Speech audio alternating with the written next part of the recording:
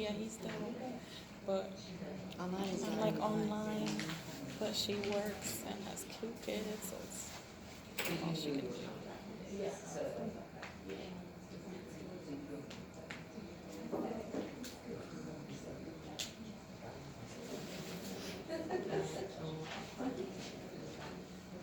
Okay. Is everybody okay? Are you traumatized yet? See, I own a suit. I dusted off. Boots I should be wearing? No, your boot. Your boot. I gave up on that stupid Oh. thing. I did nothing. I forgot about the boot. And a couple of injections, it's the same. But I had an MRI, and then nothing is damaged, so it turns out I'm really just being a baby. So now I'm just not complaining anymore. Hey, look, there's a few topics from Bio 105 at L-Tri-C, Fundamentals of Biology, that previous Caldwell biology class that they urge students to take, or advise students to take at L-Tri-C, that I want you to know so much before we start anything to do that I'm going to just tell you to you right now. So this is a lecture that I have on Bio 105. Okay, I just got you to it. And I wonder if you know, maybe from someplace else, maybe you took Bio 105, or maybe you had some other class someplace else, where somebody told you this. There are 6 essential nutrients that a human being must ingest in order to live. Have you heard this before someplace? The 6 essential nutrients. Uh-oh, the pen's not writing where I'm putting it. That is really difficult. So let's try this. Small cells, organ.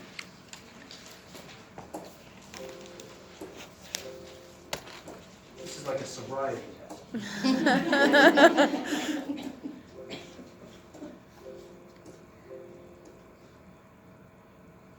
now supposedly it's going to work there.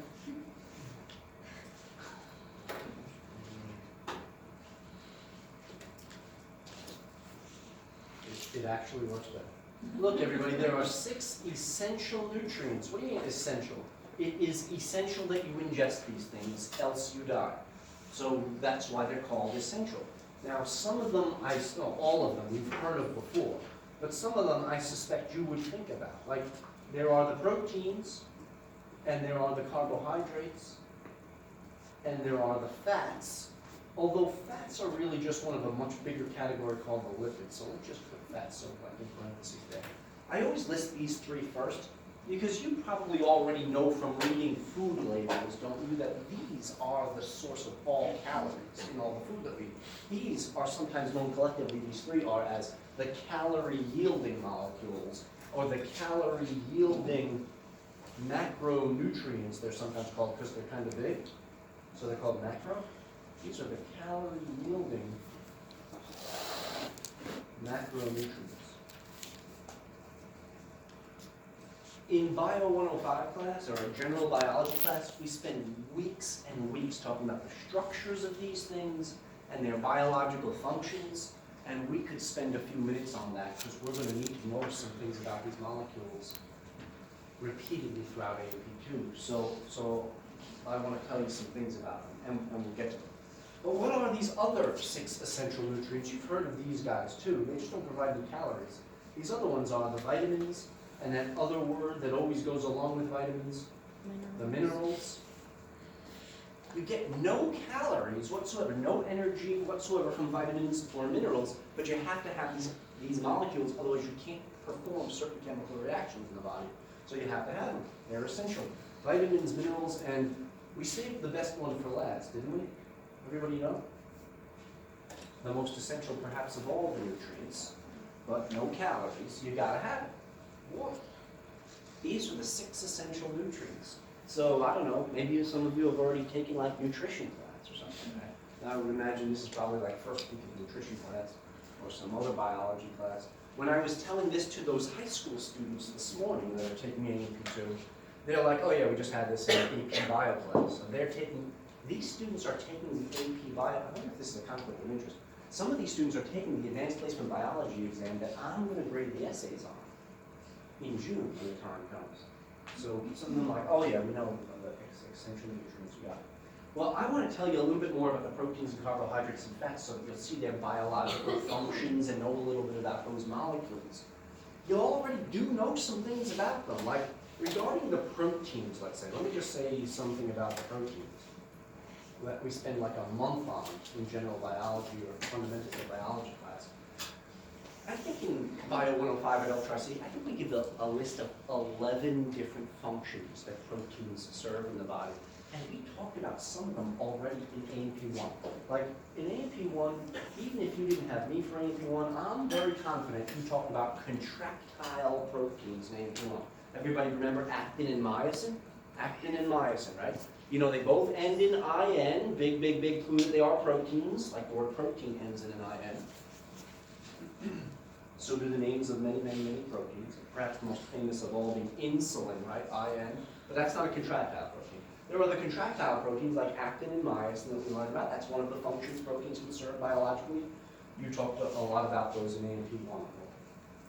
And then there are the structural proteins, and there are many of these. We talked about a few of them in AMP1. Now this is really going back to the beginning of AMP1, and it's one of the things that sticks in students' minds less than actin and myosin. But do you remember we talked about the connective tissues way back in chapter 4 when we were looking at stuff under the microscope and stuff? We talked about the connective tissues and said there are 3 fiber types in the connective tissues. There's collagen, elastic, and reticular fibers. I wonder if you'll remember that little list right there. Collagen is a protein. It's an important structural protein. Remember that it gives tissues the ability to resist stretch. It's like a lot of your tissues are built out of collagen, let's say. An example of a this is an example, by the way, where it doesn't end in IN, but rather EN. But elastic fibers, there are collagen, elastic, and reticular fibers. Elastic fibers are made out of a protein called elastin. I don't think I ever said that name before myself. I just said there's elastic fibers. But they're made out of a protein called elastin. So we know already of some structural roles that proteins can play. We know already of some structural proteins. You know, in AMP2, we have to talk a lot about defensive proteins. Defensive proteins. Specifically, I'm referring to antibodies. And these are going to come up right here in chapter 17 when we start talking about the blood and how blood typing is accomplished. We'll have to talk about antibodies. An antibody is a protein molecule that circulates in your bloodstream and it does this. It binds to, and in one way or another, it disables foreign substances.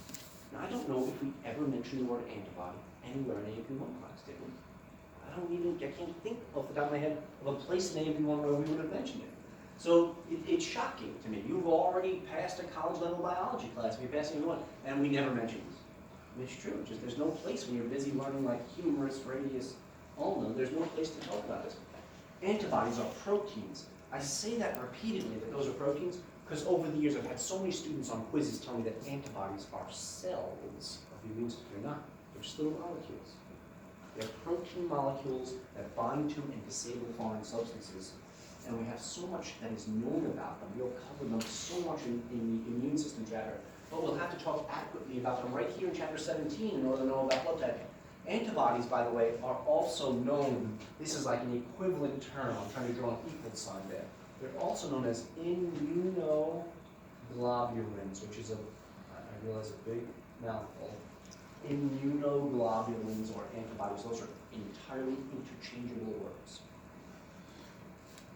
So proteins could be structural proteins, contractile proteins. Proteins do and are all the parts. They do all the roles that goes on physiologically inside of cell. Proteins do all the work, and they are all the parts.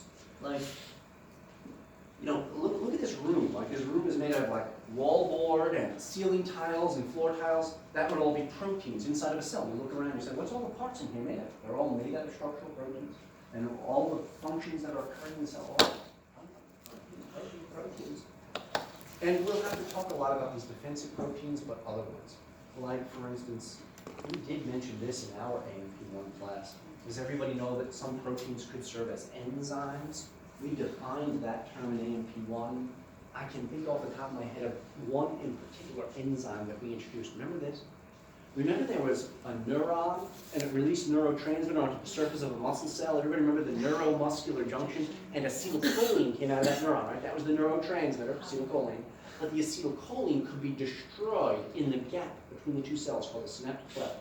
The acetylcholine could be destroyed by an enzyme in there called acetylcholinesterase.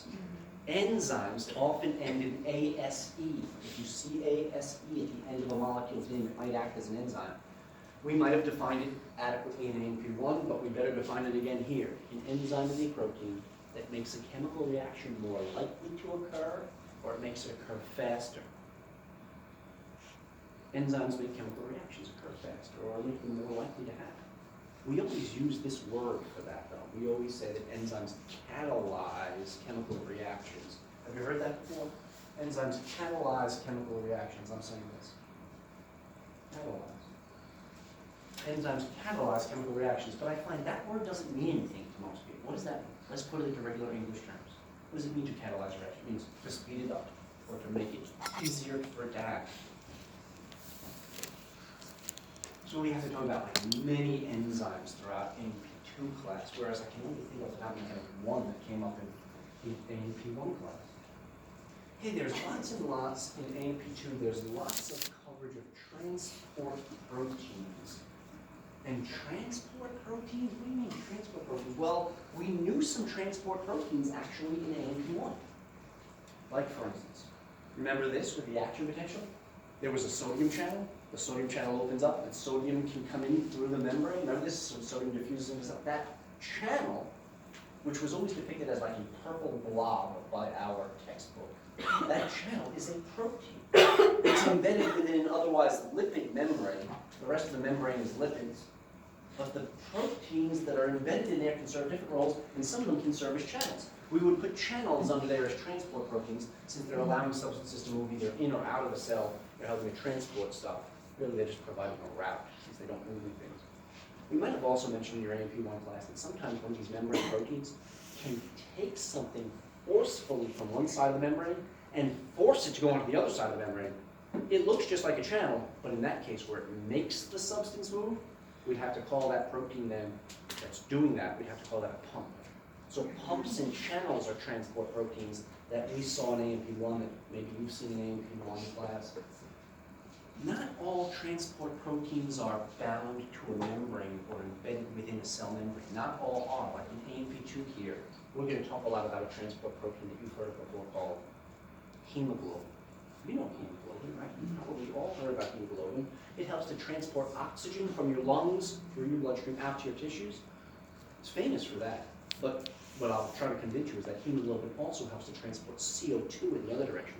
From where it's produced in your cells, it helps to transport the CO2 back to your lungs so you can breathe that CO2 out. Hemoglobin is an important oxygen and carbon dioxide transport molecule. It's a big protein found inside of our red blood cells. Hemoglobin is another example of a transport protein. So these are roles that proteins play in the body, and maybe I should use this general term. There are signaling proteins. Well, we learned about some signaling proteins in A1. A neurotransmitter. Now, not all neurotransmitters are a protein structure, but some neurotransmitter molecules might be a protein, and then we would say that that is a signaling protein. But here in AMP2 class, for instance, we have to talk a lot about hormones in the endocrine system. Those are chemical messengers from the endocrine glands. Chemicals, the hormones are, right? And they're not all proteins, the hormones aren't, but many of them are. And so we've got signaling proteins that carry a message over great distances in the body from one cell population where the molecule is produced to another cell population which is carrying a message.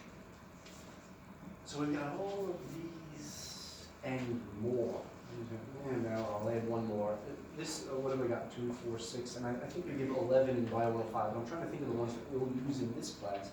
And like right here, maybe tonight, depending on how fast we get moving tonight. Right in chapter 17 anyway, we're going to have to see some clotting proteins that are involved in the blood clotting process. That is to say, when there's damage to a blood vessel wall and then blood is leaking out, and we've got to clot that wall of the blood vessel to stop the escape of blood, then we've got this whole clotting process that goes on. There's a lot of proteins involved in it.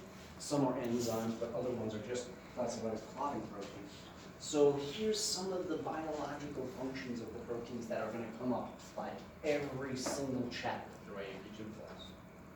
And we never said anything. Well, we never said a lot of this already in AP1 class. How about the structure of those proteins? Does everybody know that a protein is a big, long molecule?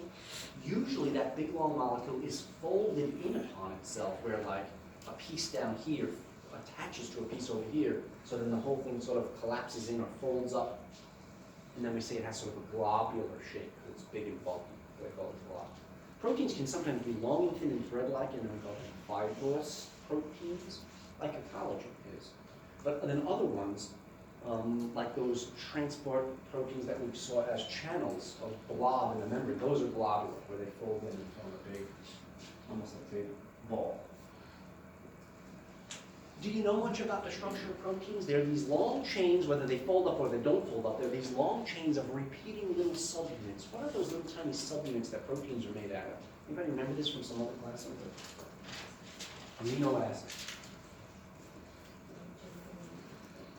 Proteins are chains of amino acids.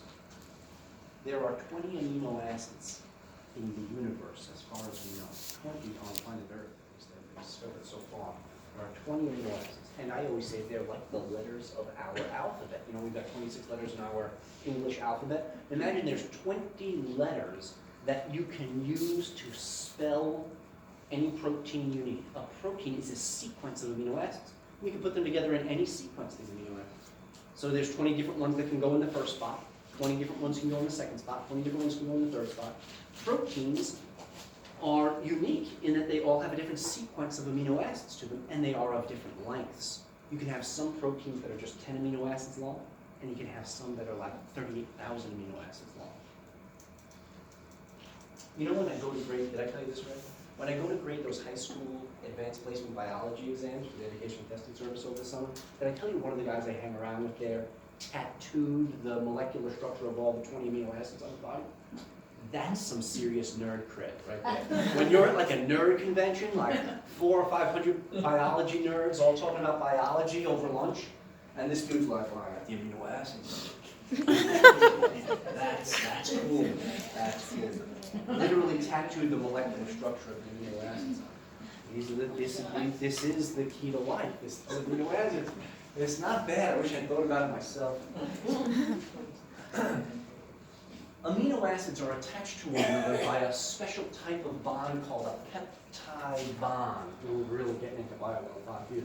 Peptide bonds hold these amino acids to one another to form a long chain of amino acids. And so sometimes a protein is called a polypeptide. A polypeptide. A protein is a polypeptide. It's a polymer. I'm saying this word. It's a polymer. A polymer is any molecule made of repeating subunits. You know how like a train is made out of, I don't know what, 12 train cars attached to each other, right? A protein is made out of like maybe 12 amino acids attached to each other. And whenever you have a molecule that has repeating subunits like that, we call that molecule a polymer.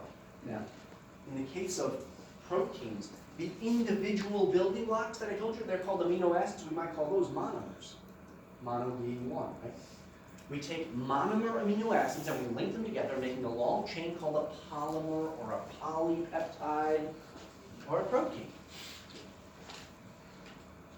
Sometimes you get a fairly short chain of amino acids. It doesn't do any folding or anything. It's just like a straight chain. And then we just call that thing just a peptide. It has to kind of do some folding or attach to another chain to really qualify as a protein. But I want you to know that proteins are made of these amino acid rings. And we could go on and on and on. The proteins themselves is literally like 2 or 3, just this little concept. Like what we use pictures, and I'd show you pictures in the textbook, and I'd show you animations if we were doing Bio 105 class, and I'd show you how these things are made from the genetic code. You know, DNA is just a series of protein recipes, everybody. Each little protein recipe is called one gene, and as you go along that DNA molecule, there's 2 strands, those famous the double helix. Each one of those strands is just a series of genes, one gene after another, and each gene encodes for one of the approximately 50,000 proteins required in a human being. So proteins are encoded for, the sequence of the amino acids are encoded for by literally by our genetic material, by the genes in the DNA. Proteins, they're coming at us this semester, so I want you to refer to them and have an idea. How about carbohydrates? There's less to tell you about these. I feel like you probably already know a little bit, but these are primarily used as fuel molecules, right? These are the preferred fuel for almost all cellular work. Our cells love to take in carbohydrates. It's easy to convert those carbohydrates into that ATP stuff in our cells.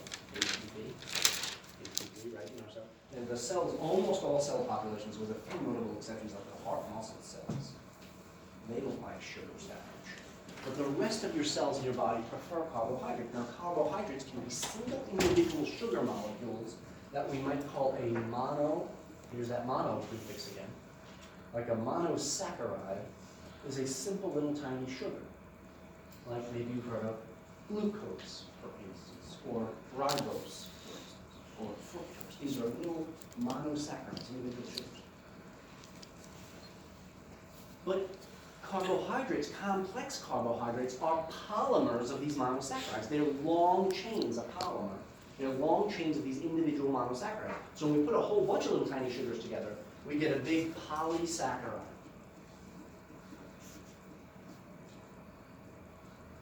Like, for instance, starch. Poly, many, right? And then saccharide, I think there's a double C in there. And then IDE at the end.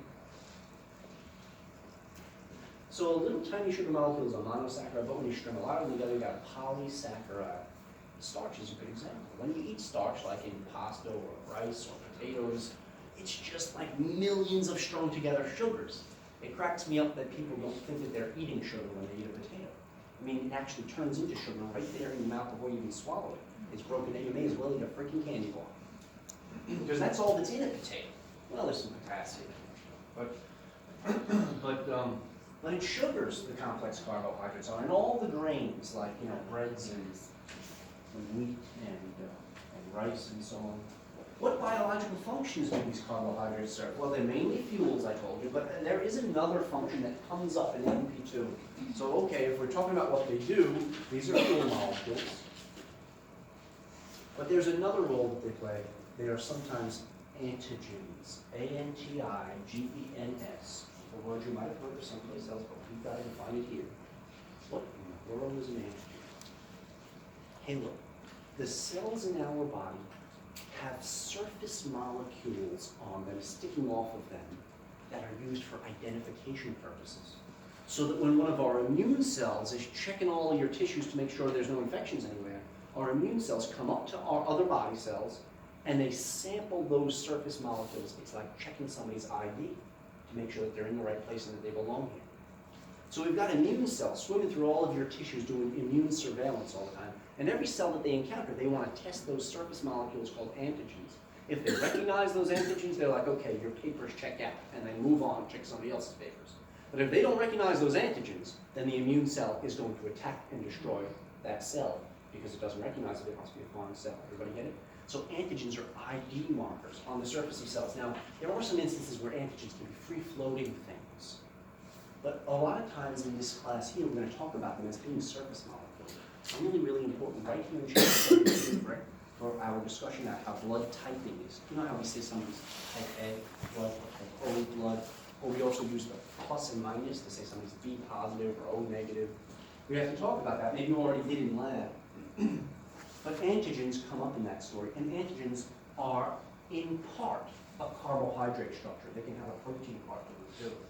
We'll talk so much about those antigens in the immune system and with the blood.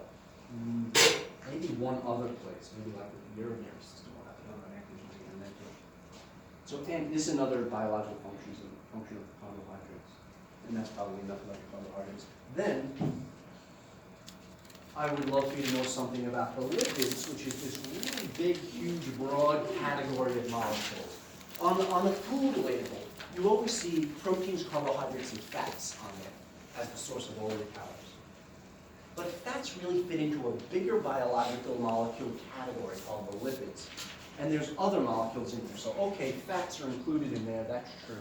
But there's also, by the way, fats are also known as triglycerides. And I know you hear that word when people want to sound intimidating to you or make you feel like you don't know what they're talking about, right?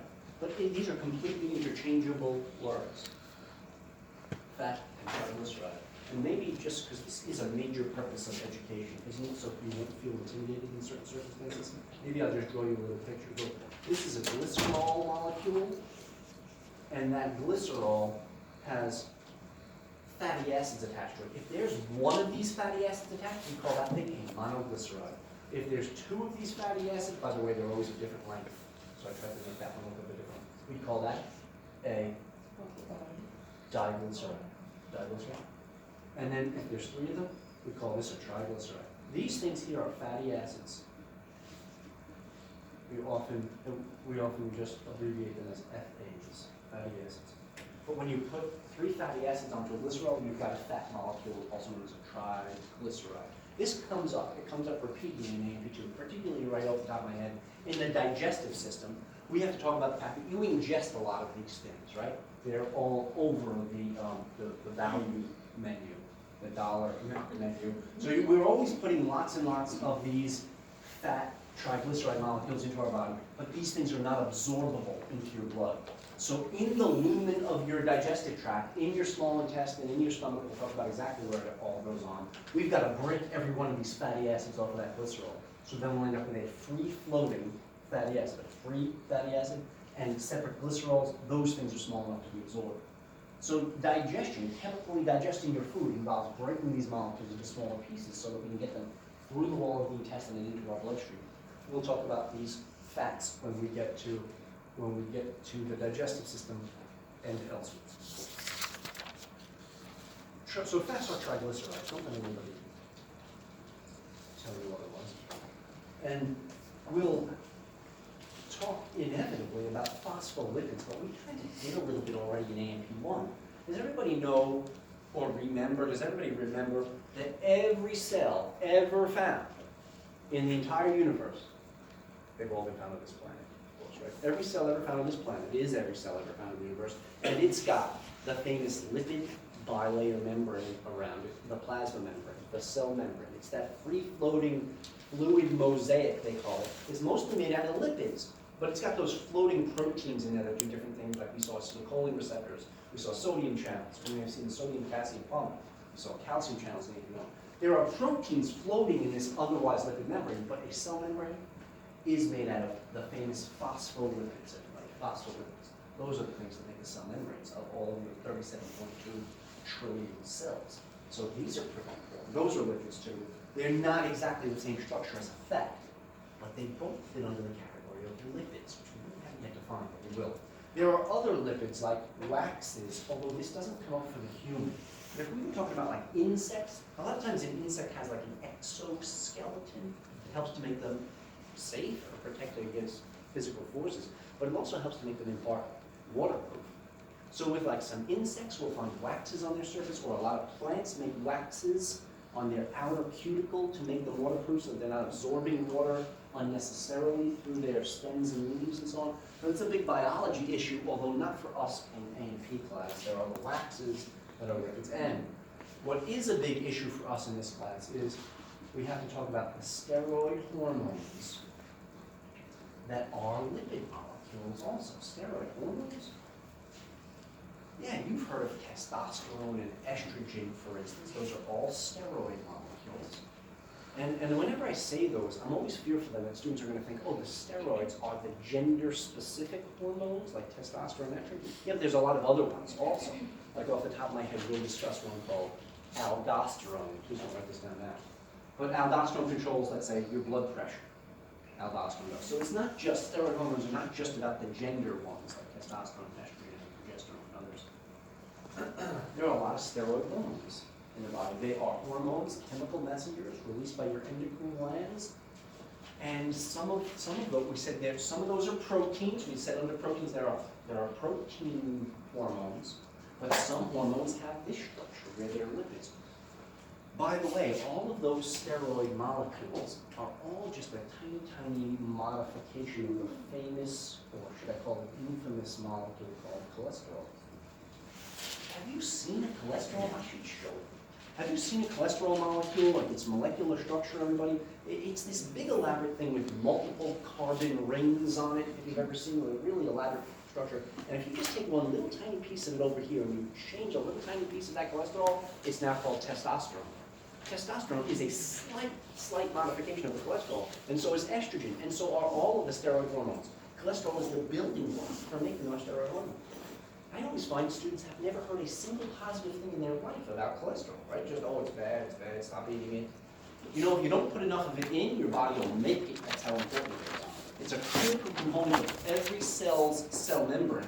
It helps to stabilize the structure of the cell membrane, makes the cell membrane resistant to increasing and decreasing temperatures, helps to keep the cell membrane fluid so it doesn't become brittle and break apart. Cholesterol is in every membrane in the body. Cholesterol is the building block for us to make these important steroid hormones that are important chemical messengers with the endocrine system.